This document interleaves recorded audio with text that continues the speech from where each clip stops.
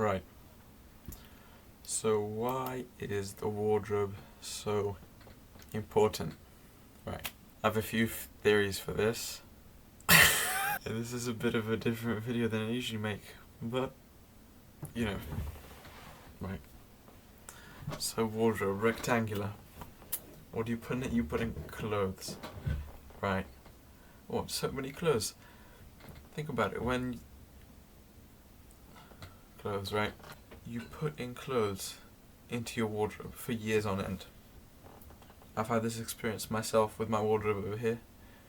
You know, I find stuff, and then I think way back, and I'm like, oh my goodness, you know, I used to wear this shirt, and I went to this sea with this shirt on, and I visited my dad with these trousers.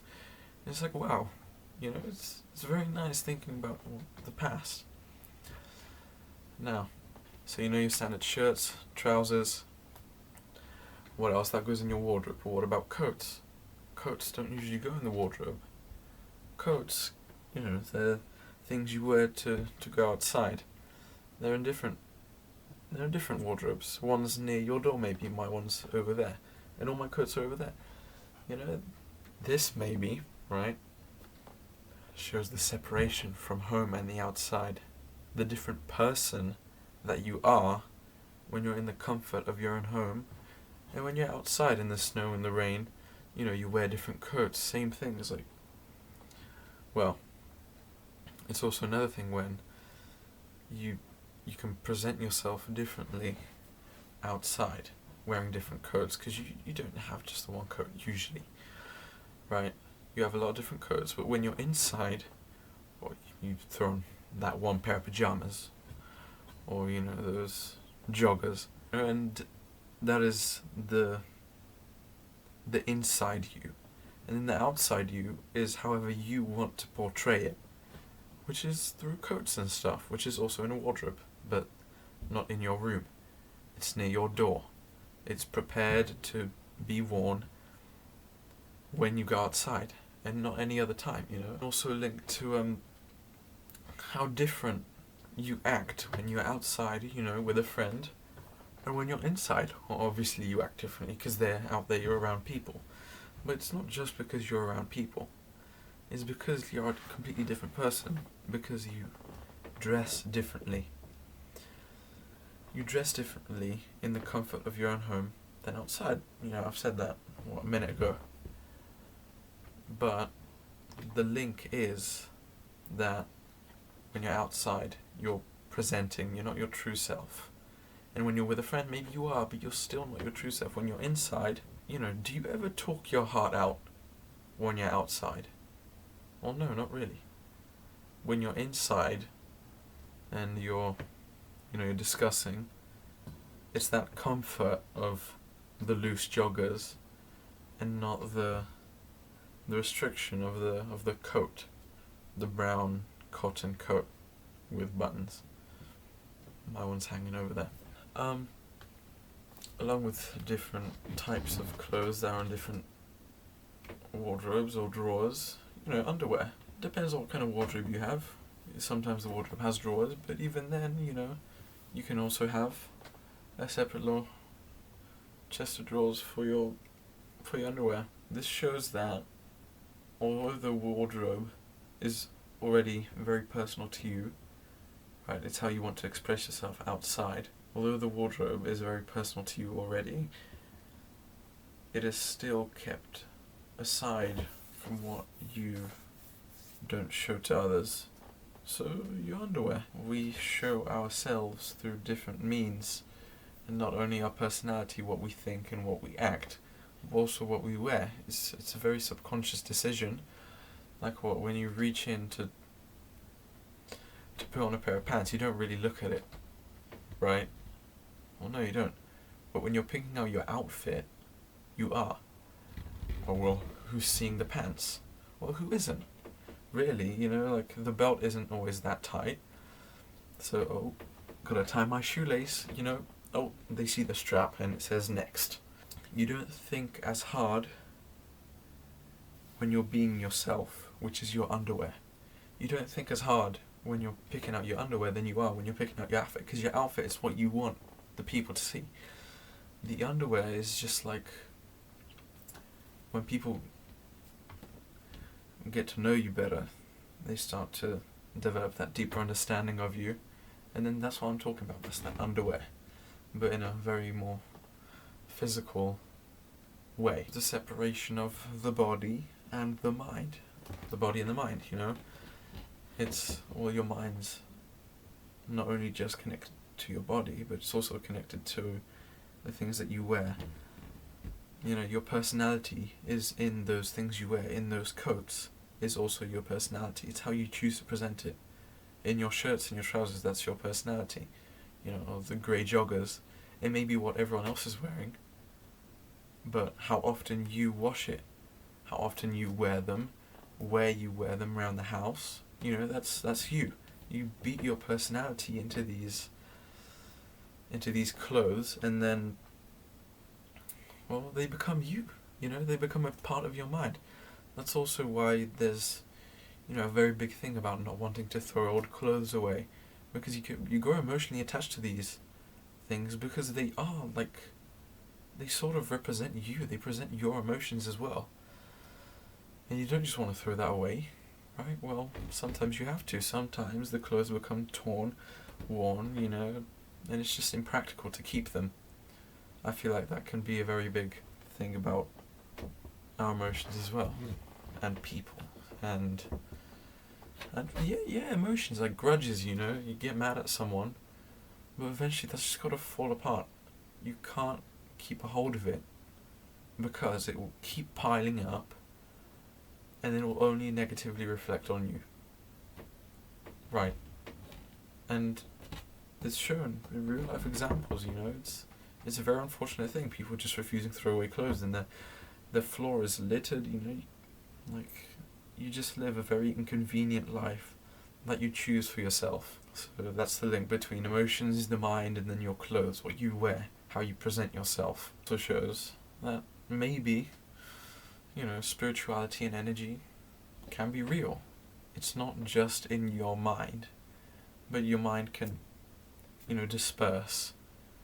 It's, you know, spirituality and energy, it's not accepted that commonly because, you know, it's embedded in the root of our mornings, like our underwear and what we choose to wear every day.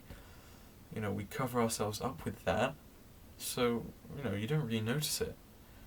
You don't notice that when, I mean, you do. Obviously, when you look at someone down the street and you see what kind of clothes they're wearing, you can usually make a pretty good guess about what they're feeling, what kind of person they are, you know, where they like to shop, how much they take care of themselves, right? Our clothes are ourselves, and maybe they're an extension of our spirituality. Now, I don't really believe in spirituality, but, you know, it's pretty interesting. And our refusal maybe to accept this spirituality and energy, you know, maybe we're refusing our nature, or we're ignorant to it. Maybe people just ought to think more. There you go. Right. Deconstruction of the word wardrobe. You got two syllables, right? Wardrobe. War. And separation and violence and all this stuff. Or diversity. Not in a good way. You know? Well. You've obviously, you've got the definition for war now. For drobe, you can't really find anything, because it doesn't have a definition. But there's a guy on Urban Dictionary defined it as short for wardrobe, meaning a tight outfit, by M&P May 22nd, 2003. 22 years ago. That's kind of crazy. But I feel like this interpretation of drobe just shows more that the wardrobe is a part of, you know, the self. Especially because he defines it as a tight outfit. You know, it's stuck to your skin. It's like plastered onto you. It is you. You know, the physical you instead of the spiritual and mental one. And, well, what I think about drobe is that obviously it can be a suffix to wardrobe. But when you say drobe out loud, right, it's that drobe. It's it lengthens itself out. Drobe, wardrobe. The syllable, it's like the O sound. It's quite comforting to me, especially with the very tight the beginning of the word. Wardrobe. The wardrobe. You know? It's also a nice parallel. War, and then drobe, or O. It's like, the word is very nice. It's almost as if it's meant to be comforting. It's meant to be, it's meant to be easily expressed. That comforting sound of drobe obviously is very contrasting to war. It's contrasting to the literal definition of war. It's conflicting. And since the wardrobe can be now seen as the self, how we choose to express ourselves, it shows the conflicting nature of, ourselves. We store our whole lives in these wardrobes, and for example, inanimate objects, not clothes, items that aren't usually found after a while, and then you find them in your wardrobe, act like a reminder to a past self. And then maybe we were happier during that time, and it's nice to think about that, to reminisce. And the brain does literally the exact same thing.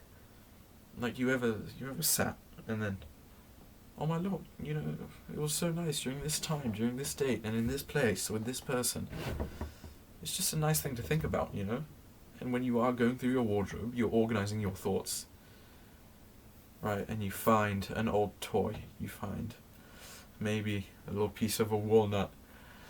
And you think, oh my goodness, this is when me and my friends were playing on my bed, and one of us threw a walnut, and I found it. And it's like, it's nice to think about it, Also, when you lose an item in the wardrobe, it's quite stressful, like a passport. And then you blame yourself, oh my days, why did I put it in this wardrobe? But the wardrobe is you. So you're effectively blaming yourself by blaming the wardrobe. Take that what you will. Same thing, like when you forget something. It's frustrating and annoying, Like you forget something. Oh, damn it, oh, what was it? You gotta look through your phone, or like that thing where you're scrolling TikTok or Instagram or whatever, right? And you think out of video, oh, cool topic, I gotta Google this. You do a couple scrolls, right? You think, what was I meant to do? Right? You scroll back up, and then you look through comments, you did like what you did before you liked the video, and then it comes back. That's kind of crazy and cool. There you go, for my first theorizing video.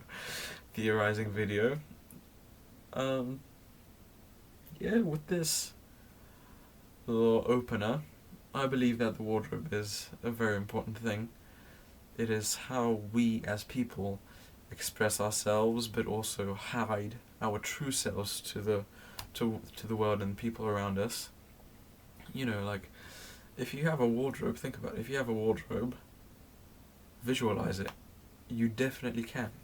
Each layer, each shelf is kind of like its own personality. Oh, here's winter. Different ways people structure their wardrobes. Here's winter, here's summer, here's my outfit for going out with friends, here's my outfit for dates. Yeah, I feel like it's a very nice thing to represent yourself with, and they are important. Although they just stand there for years and, act as a little storage device. Right, bye bye.